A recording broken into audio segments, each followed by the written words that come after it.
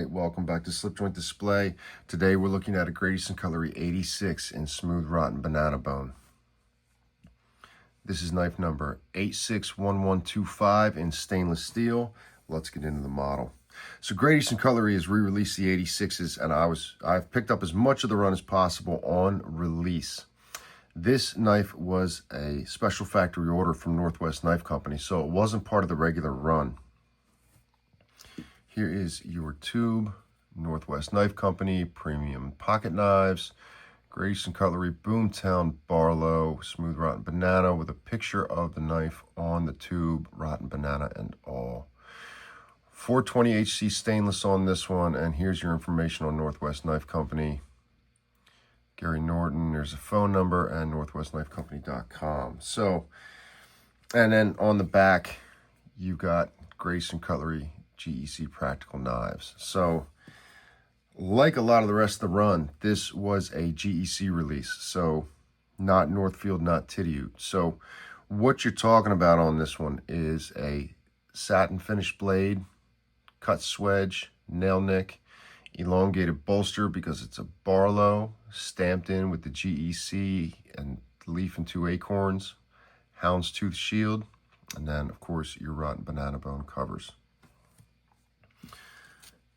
Here's your insert for it, same as the tube.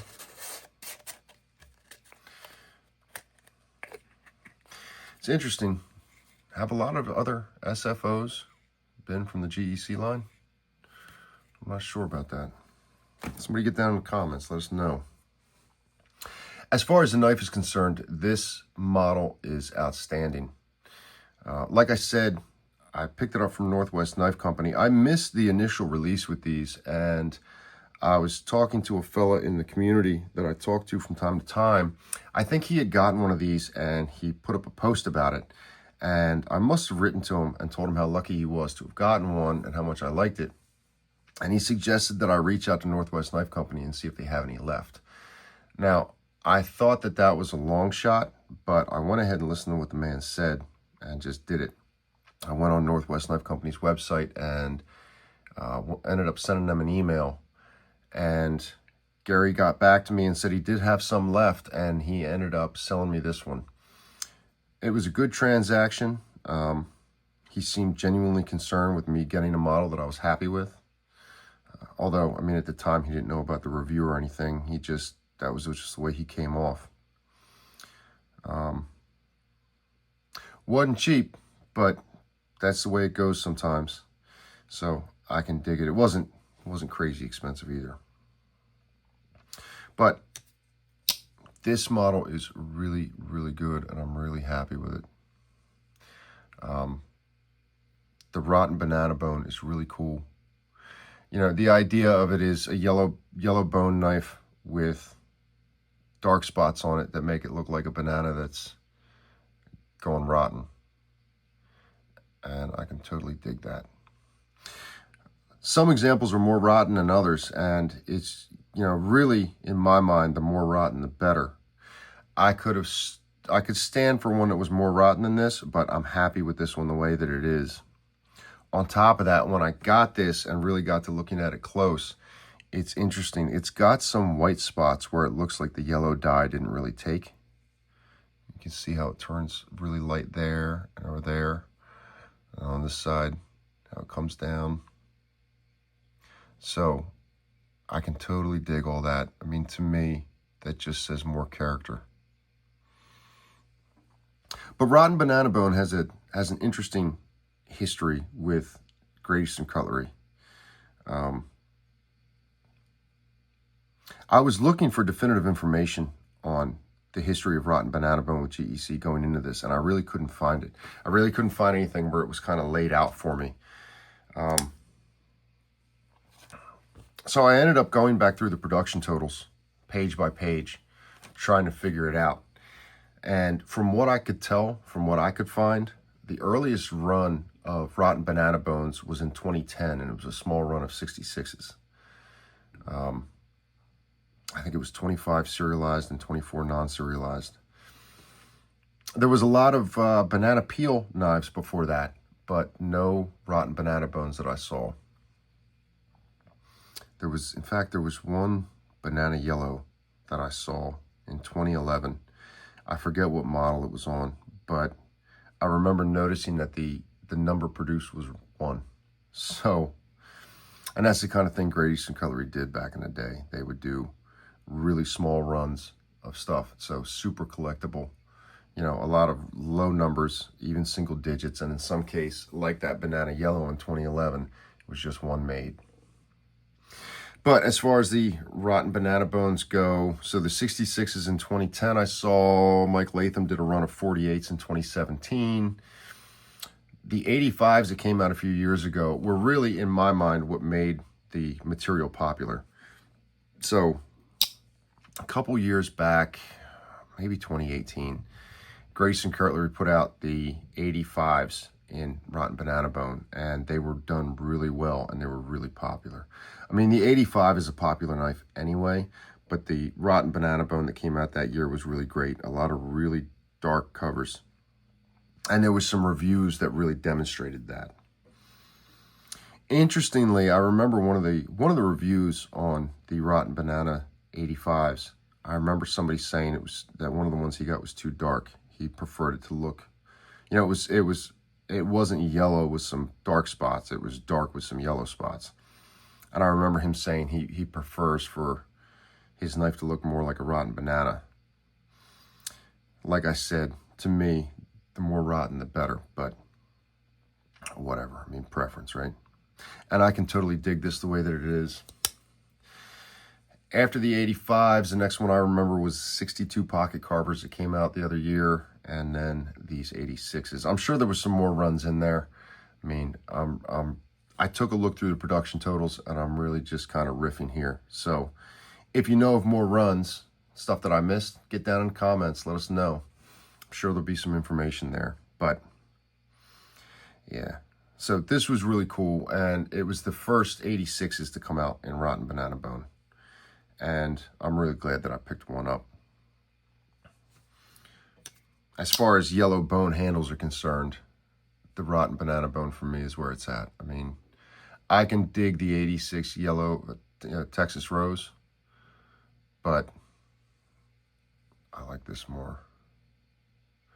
It just gives it more character. Same thing with the white in there and everything else. And I'm interested to see how it ages. Is that white going to take, you know, more authority in the bone and get bigger, or am I going to get it dirty and you get, you know, dark spots with the little imperfections in the bone you can see there? You know, I'm going to get oil and dirt in those, and so we'll see. I like the build of this. It's interesting. You know, this was the first clip point from this run that I got. The first 2 knives to come out with this run of 86s was a yellow bone and a yellow micarta, and I didn't pick either one of those up, and those were both clip points. Everything that I picked up was spear points, so I thought that was cool about this too, because it allowed me to get a clip point from this run. I like clip points, and this one's interesting. It's a little bit different. Cut swedge, but it starts way back. The nail nick as well is offset. It's in kind of a weird spot, farther back than they normally do it. So just as a basis of comparison here, here's a couple 86s from the 2021 run. Let's give all these a quick wipe before we do this.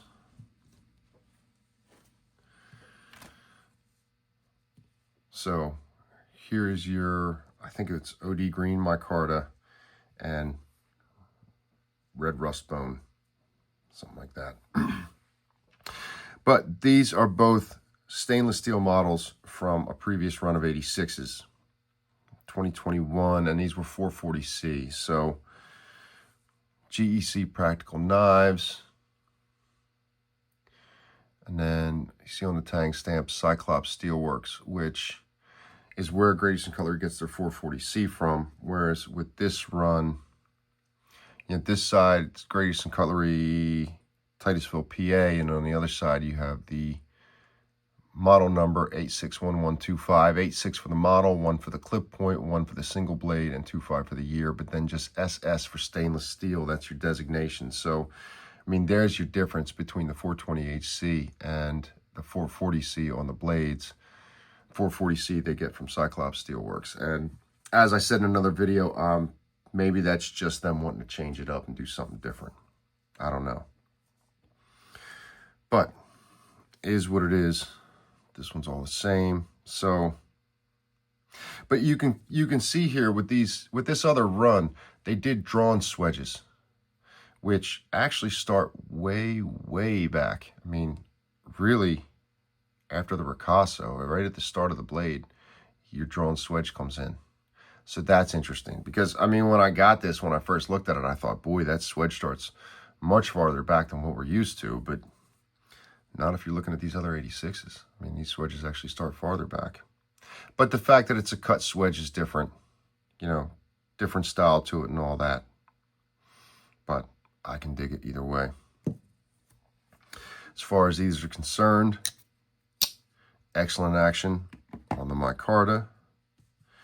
Between these two, this guy's the all-out king of action. The action on this banana bone is outstanding, don't get me wrong, but yeah, the rust red bone has it. But what are you going to do? Can't beat the king.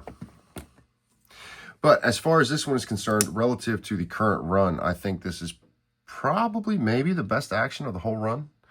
I mean, certainly that's the way it came off to me initially, just at first. It's very authoritative, very hard thud, open to half, and then really good snap, half to close.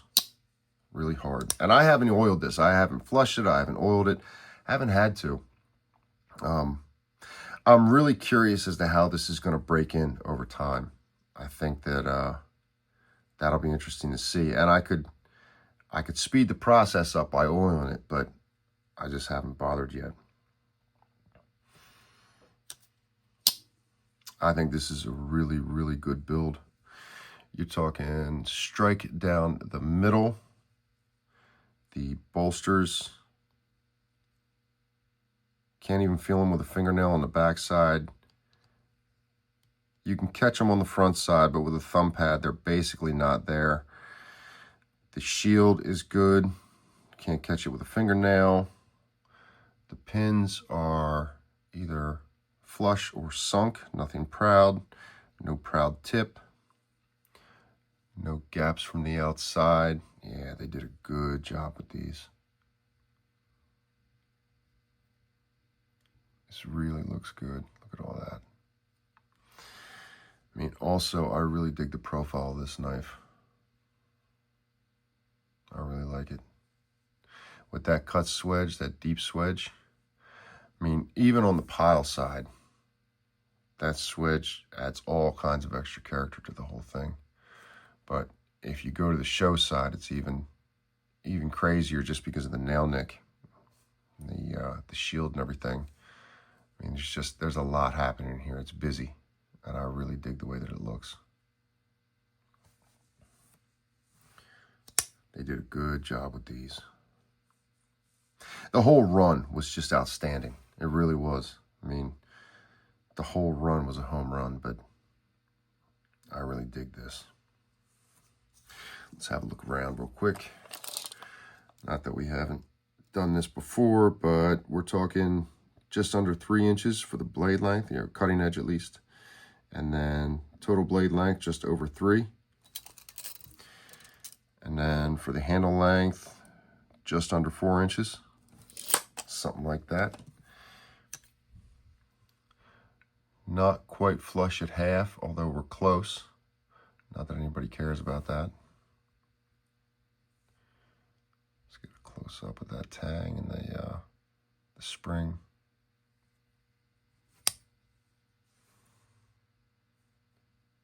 That's what we're looking like inside the well.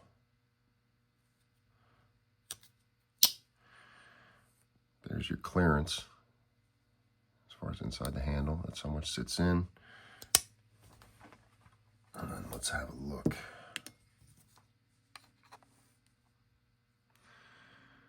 Can we see any gaps with the light? Yeah. Not much though. Just a few grains of sand in there. Nothing crazy. Yeah, they did a really good job with these. You know, this being a clip point, when I went to sharpen it, you know, sometimes, or oftentimes with Great Eastern Cutlery's clip points, when you go to sharpen them, you end up with a recurve in this body section of the knife. And that's what I ran into with this. And it seemed to be a little bit more than what you normally run into with GEC's clip points, even what I've run into in the past with 86s. I ended up, you know, I went through a full sharpening, and my edge finish in this area left a little bit to be desired.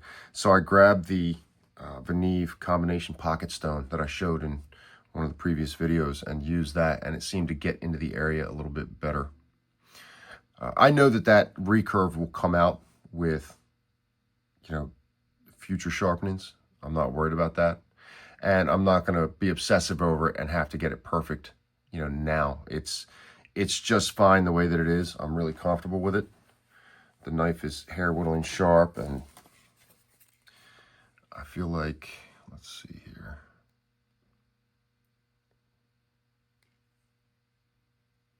Yeah, I mean, that's you're talking a mirror polished edge there.